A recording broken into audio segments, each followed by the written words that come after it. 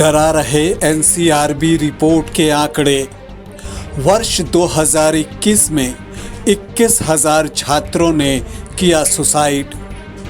आत्महत्या से मौतों में 4.5% का इजाफा। एक साल में 21,000 छात्रों की मौत के आंकड़े डरा रहे हैं। आखिर क्या वजह है कि खेलने, पढ़ने और खिलखिलाकर हंसने वाली उम्र में इतना तनाव हो गया कि इन्होंने अपनी जान दे दी? राष्ट्रीय अपराध रिकॉर्ड ब्यूरो के लेटेस्ट आंकड़े हर एक परिवार को यह सोचने पर मजबूर कर रहे हैं। एक साल में महाराष्ट्र में सबसे अधिक 1,834 छात्रों ने सुसाइड किया। मध्य प्रदेश में 1,308 और तमिलनाडु में 1,246 छात्रों ने आत्महत्या की।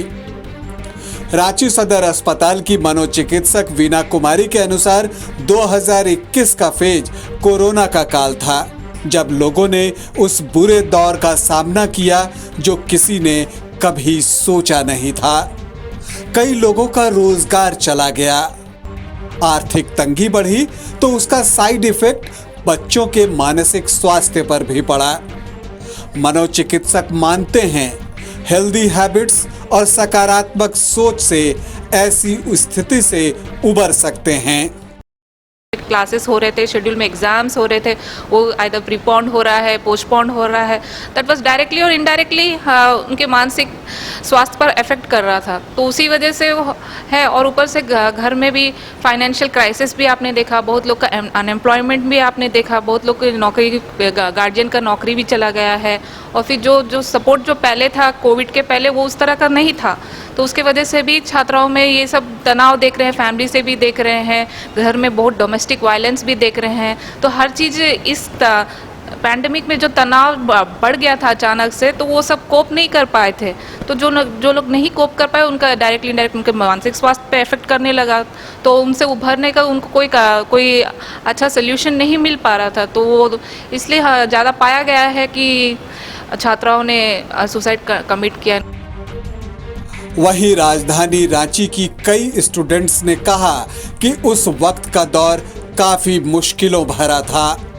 आर्थिक तंगी ने टेंशन बढ़ाया। कहीं किसी की पढ़ाई छूट गई तो कई के पिता की नौकरी चली गई।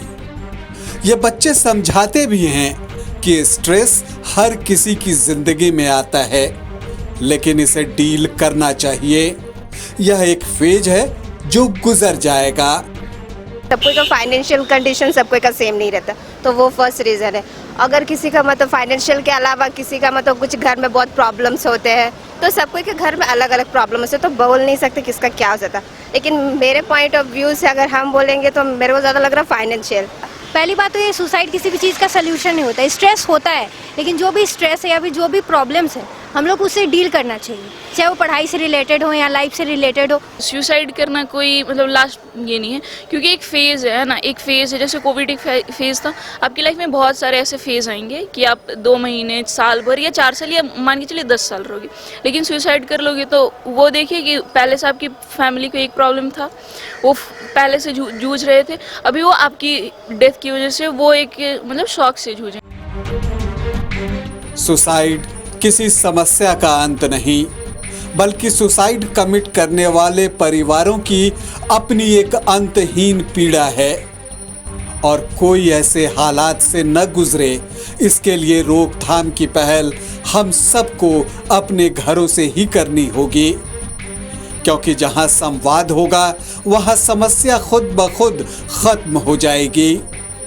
इतना ही नहीं, कहीं भी किसी में व्यवहारिक बदलाव दिखे तो जरूर नोटिस करें और जितना संभव हो ऐसे लोगों को हालात से निपटने में मदद करें, क्योंकि हम सब की छोटी पहल देश के भविष्य को बचा सकती है।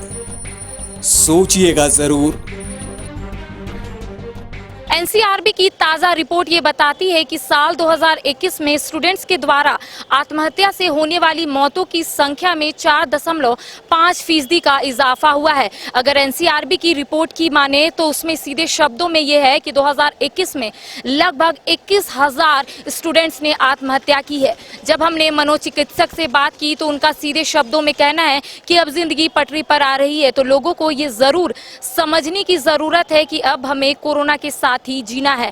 लेकिन सुसाइड लास्ट ऑप्शन नहीं है। जब कोई प्रॉब्लम हो तो हमें सॉल्यूशन ढूंढना चाहिए, ना कि सुसाइड का रास्ता अपनाना चाहिए। अपने कैमरा पर्सन कुणाल के साथ मैं करिश्मा सिन्हा, न्यूज़ बाइस्कोप, रांची।